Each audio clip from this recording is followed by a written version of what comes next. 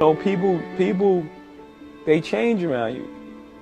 You know what I mean? Like, I guess it's because they expect you to change, or they don't know what to expect from you.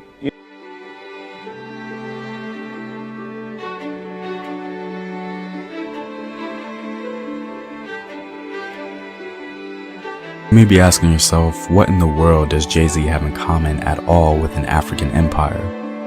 Well, to be honest, he has a lot in common. Well, you link wealth creation to the acquisition of skills and the employment of skills in a disciplined way, and also in a frugal way in terms of lifestyles. But others would attribute the generation of poverty, the obverse of wealth, to colonialism, imperialism, exploitation, economic exploitation. How do you handle those arguments? Well, insofar as those arguments are meant seriously, you can simply look at evidence. Insofar as they're purely political arguments, they're saying what people want to hear. Obviously, there are people who would much rather hear that than to hear the other, because if you think that's the problem, then there's not only a quicker solution, but there's a more emotionally and morally satisfying solution. Namely, you fight against the exploiters and so on. If you look at the third world, for example, those parts of the third world where the imperialist powers have come in have typically been the more advanced parts of it. They've been the most prosperous ones. Even if they weren't prosperous before they got there, they became the more prosperous parts. Those parts of the third world that the imperialists have never touched are, almost without exception, the very poorest places on this earth. Historical African perspective. The Jay-Z controversy concerning his partnership or deal with the NFL has created somewhat of a rift within our community, and I personally could not help but see the similarities between this situation and the history of the Congo Empire.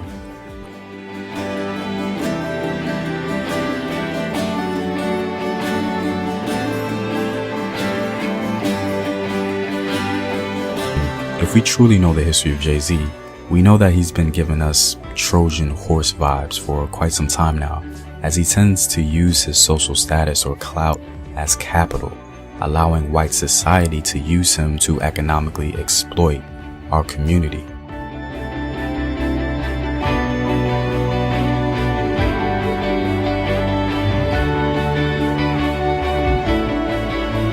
There could be a lot of things. You know, these guys that when they normally perform, these entertainers, they have complete control. They have complete creative control.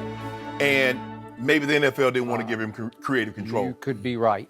They don't want a situation Justin Timberlake, Janet Jackson, however many years that ago. Which changed television. Yes. Maybe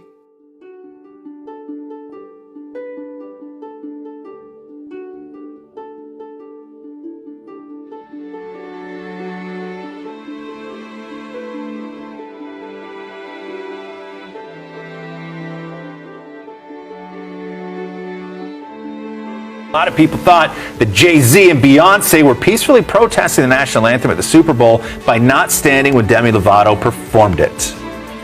There they are in a private box before the anthem played. They remained seated during the performance, and a lot of people thought that it was in solidarity with Colin Kaepernick, despite Jay-Z's new partnership with the NFL to oversee the entertainment. Yeah, well, Jay-Z was at Columbia University yesterday for a talk, and he said that wasn't the case. He says it's actually because he and B were so focused on the logistics of the performances.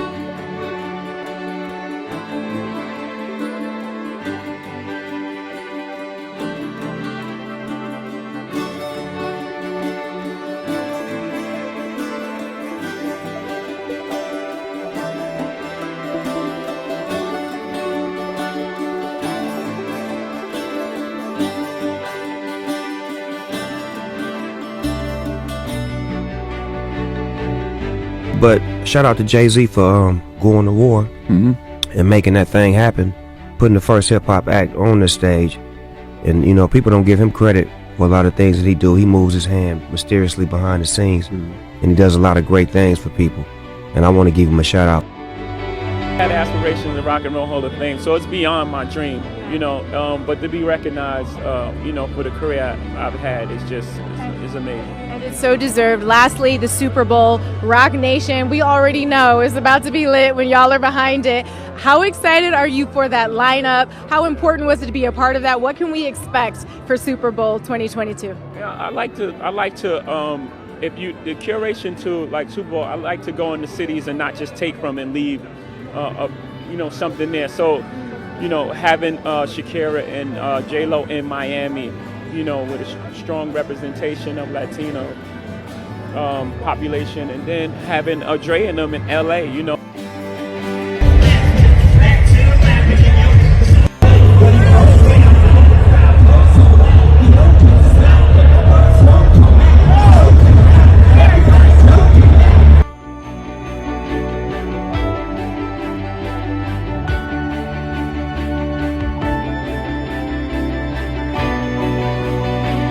right? Hov put it together, and so he picked the artist that he thought was fit for the Super Bowl that he was in charge of putting together, right? And that's Hov, you know what I'm saying? One of the greatest that ever did it. And look at what he do for the coaching. He always pushing us on them. Right. And then you got to think about the stage. The stage was the Super Bowl. And you know what I'm saying? Nigga over here smoking that smoke. Right, exactly. Like we don't get up there as it is. You know what I'm saying? So Hov did that, and you got to think about the artists up there. All right, let's say Kendrick Lamar, right? Kendrick Lamar from Compton. He's from the west side of Compton, but he's non-confrontational. Right. He's not a gang member. He's safe. He played his cards right.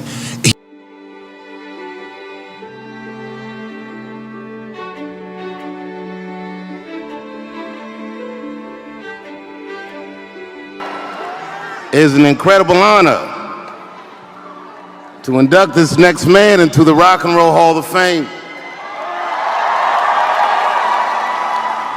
But I need everybody in rock and roll to know that even though you are honoring him, he is ours. He is hip hop.